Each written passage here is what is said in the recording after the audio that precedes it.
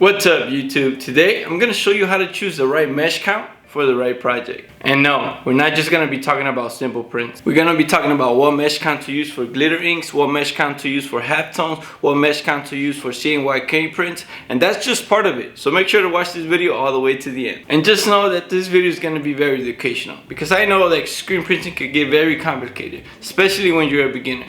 But don't worry, I got your back. But before we start, what's screen printing mesh? Mesh is a fabric that is stretched and glued to a frame, which is called a screen printing screen. In screen printing, mesh count is a measurement of how many threads cross each other per square inch. For example, this is a 110 mesh, and for every square inch, there's 110 little squares for every 1 square inch. And the same thing goes for the 230 mesh. For every square inch, there's 230 little squares. Now you're probably wondering what's the difference. The bigger squares, which means low mesh, they drop more ink. And the little squares, which means high mesh, drop less ink. Low mesh screens are used for bold designs. High mesh screens are used for complex detailed designs. But I'm gonna break this down in this video so you can have a better understanding. Now, let's get to work. Alright, we're gonna start with the 40 mesh. And this mesh is used mostly for glitter ink because the flakes of the glitter ink are thick. Now, when it comes to printing on glitter ink, you have to understand that you can't do small detail designs. They have to be nice and bold. And here's why. The squares on the 40 mesh are pretty big and they can't hold small detail designs. They'll just fall straight through. Or even when they hold and you start printing, it will drop a lot of ink and it will cover all the detail, if that makes any sense. And like I just mentioned, the flakes of the glitter ink are thick, so they won't be able to go down through a high mesh. So 40 mesh for glitter ink, to me, is pretty perfect. 86 mesh. And I'm gonna be very honest, I do not want an 86 mesh screen. Not because I don't need it, but we'll talk about it later on. The 86 mesh. It's recommended for shimmer inks, crystallinas, puff prints that are kind of bold. And once again, this is a low mesh screen, so you can do high detail designs with it. And you could probably get away with glitter ink, but I'm not 100% sure though. But if you guys do know, please let me know in the comments. I'm not an expert, guys. I do know a lot of things, but I still have a lot to grow and a lot to learn.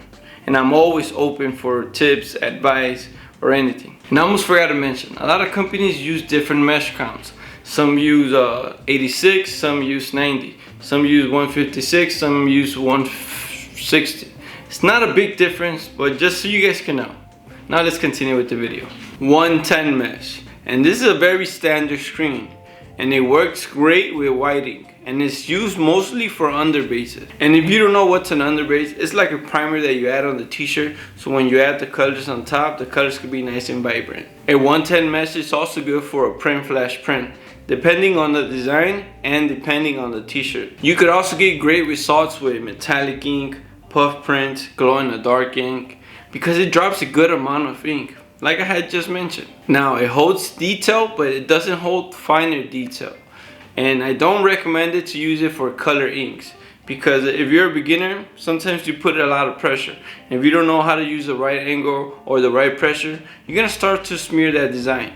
156 mesh, and this one's almost the same as the 110 mesh, but it just drops a little bit less ink and it holds a little bit more detail. And I myself don't use it for specialty inks like metallic ink, puff ink, glow in the dark ink, because it doesn't drop enough ink for me to get the results that I'm looking for. So I don't recommend it to use the 156 mesh for specialty inks. Now this mesh, you could also use it for color inks, depending on the design. For example, check out this print. For the underbase, I use a 110. And for the color on top, I use a 156 mesh. And I could do this because this design is nice and bold. Now we're done with the low mesh. And a great way to distinguish low mesh from high mesh by just visually looking at it is of the color of the thread. Low mesh have a white thread, high mesh have a yellow thread. And of course, a lot of companies sell different color meshes or whatever, but this is just the standard way. High mesh, 200 mesh, 230 mesh, 260 mesh. And I added all these together because pretty much they all do the same thing. The higher the mesh, the more detail it holds. Now, there's pros and cons when using high mesh. But let's start with the con. It's harder to print white inks or thick inks if you don't prep them the correct way. Also, you have to understand that high mesh, the little squares are really tiny. So if you don't add the right pressure or angle when you're printing, you won't drop off enough ink, and you have to do it again and again until you deposit all the ink from the design. High mesh thread, it's more sensitive than the low mesh thread. And so be careful whenever you work with them, especially when you're washing them, because I already broke like 10 of them, like literally 10 of them, and they're not cheap. Now let's talk about the pros. High mesh works great with water-based inks, with plastisol color inks, because it leaves a nice soft touch to the t-shirt. It holds very fine detail depending on the artwork. Here's where halftones come in play. And in order to find the right mesh for the right job, you have to know the LPI of the artwork. And here's a formula that you could use. So when you find the LPI of your design, this is what you do. Let's say your LPI is 45. You're gonna multiply it by 4.5. It's gonna give you 202. That's the minimum mesh count that you need so your design could hold. Now, they don't make 202, but they do make 230. And I know that this might be a little confusing if you're a beginner, but I made a video here of halftones so you can have a better idea of what I'm trying to say. The 305 mesh, and this is the top mesh. This is the mesh that could give you those gorgeous, beautiful designs, in my humble opinion, because it holds the best details. This is the mesh that I use for my CYMK prints. Check this small clip out so you can see what a 305 mesh can do. Here we go. Here we go. Oh, let me move you here. All right, let's get to work. If we start with the yellow, I'm gonna give it 2 passes. Look at that yellow, beautiful. Now we're gonna start with the magenta. No, I mean now the second is magenta. Look at that, beautiful.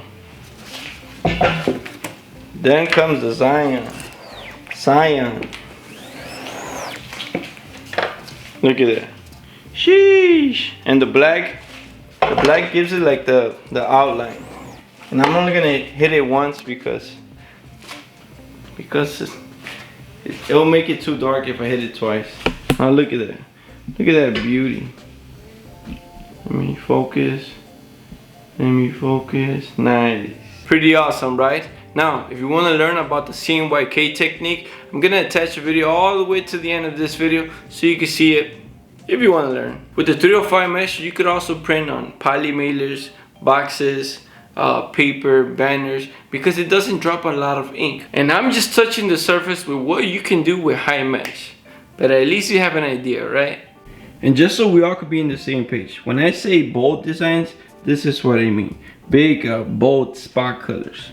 Like this one falls in that column as well, because even though it has detail, it's still nice and bold. Now this one's a high detail design. It's a CYMK print. It's a mixture of a bunch of different halftones to give you this type of effect. Look at this one as well. It's a mixture of bold and high detail.